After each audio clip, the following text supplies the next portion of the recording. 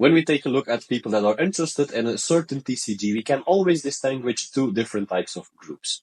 At first, we have the people that actually play the TCG, and besides them, we also have the people that just want to collect the cards and products. Now, obviously, someone can be a collector and a player at the same time as well. When we take a closer look at the products that are being released for the different Disney Lorcana sets, we can distinguish four different types of items.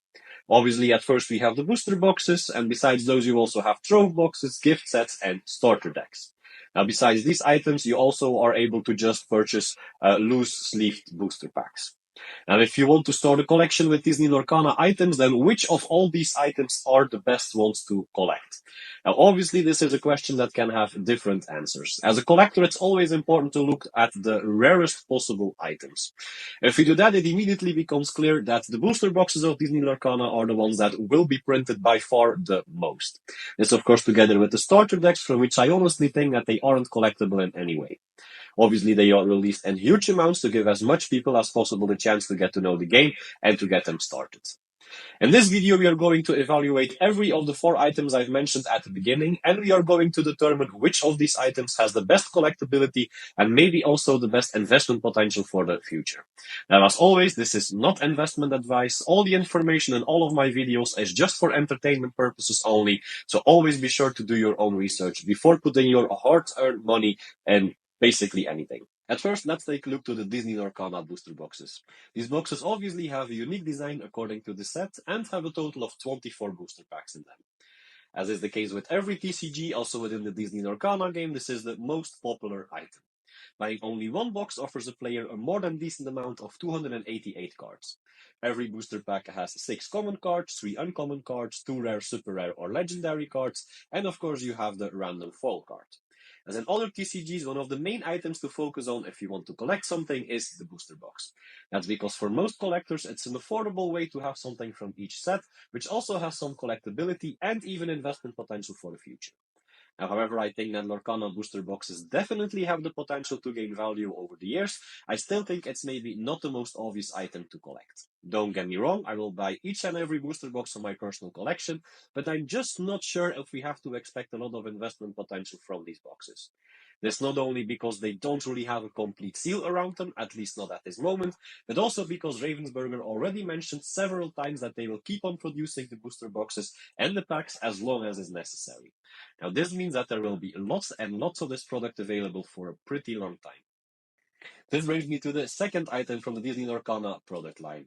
And of course, this is the Eliminator Stroke Box. And boy, oh boy, has this one proven to be a very challenging product already. The first two sets have proven that this is probably the most limited item there is within the Disney Lorcana product line. When buying a box like this, you get a couple of items. Now be aware that the exact content is depending on the type of set. On average, you can expect something like a card storage box, some card dividers, 8 booster packs, some damage counter dices, and a lore counter. The trove box from the first chapter also had like 2 deck boxes, so keep in mind to always check the exact content of the box before buying one. Now, if we just take a look at the total amount of booster packs you find in the trove box, this immediately makes it obvious this item doesn't offer a lot of value for your money.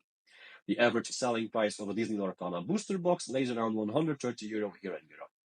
For this price, you get a total of 24 booster packs, which brings the price of one pack at about €5.50. If you buy the Trove box with 8 booster packs, then the price of one single pack rises to at least €6.90. So if we just take a look at the amount of booster packs and cards you get for the price you have to pay for the item, well, then it's obvious that you're not getting a lot of value for your money. And still, I think that this is one of the best items to collect, and I'm going to tell you why. At first, it's obvious that Ravensburger is going to keep on reprinting the booster boxes as long as is necessary. This means we can still expect lots and lots of boxes hitting the market for quite some time. At this moment, it seems like they are not doing that with the Trove boxes. If I take a look at what's inside these boxes, it also gives me a little bit the feeling that these items are a little bit more meant as a product for collectors than it is for players. With that, I mean that if I buy boxes as this, I will not really soon open them, but just keep them as a sealed collectible. Now, obviously, if everyone thinks the same about this box, then there will be a huge supply available on the aftermarket. But well, the first two sets made it clear that these boxes weren't as massively produced at all, even in the opposite. Of course, at this moment, it's impossible to determine if the limited quantities we've seen with the throw boxes from the first two sets will be the same in the coming sets, But if that's the case, well, then I really think this is one of the best Disney Lorcana items to collect. Also, with an average price of somewhere between 50 and 60 euro, it's a lot more affordable for collectors with less money to spend than an entire booster box is. The next item on the list is a tricky one. So far, we've seen two Disney Lorcana gift sets, with obviously also a third one announced already. If we take a look at what's inside these boxes, it becomes clear that the content is by far not always the same, even in the opposite. Let's take a look at the first chapter box, for example. Then we see that box had 2 oversized into playable foil cards, 34 game tokens, and 4 booster packs. And then came the second set, Rise of the Floodborn, and obviously that gift set was a special one because of the 100th celebration of Disney.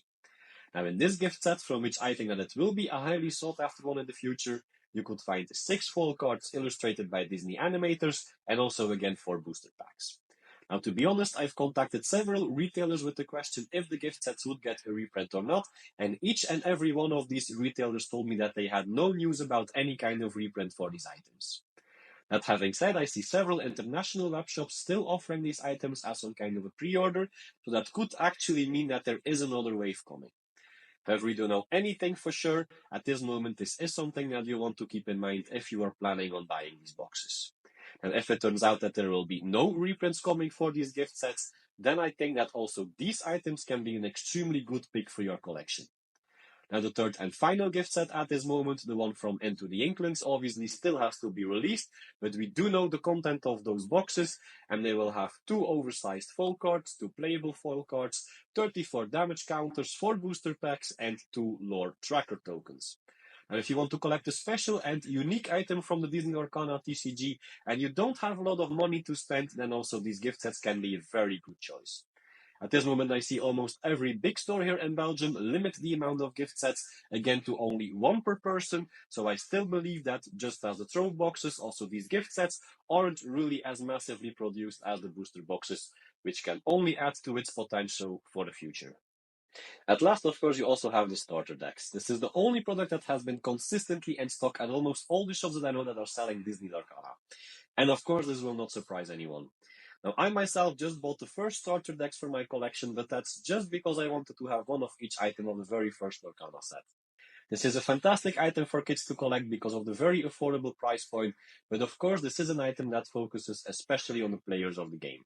These ready-to-play starter decks include 1 starter deck of 60 cards, 11 game tokens, 1 rulebook, and of course 1 booster pack.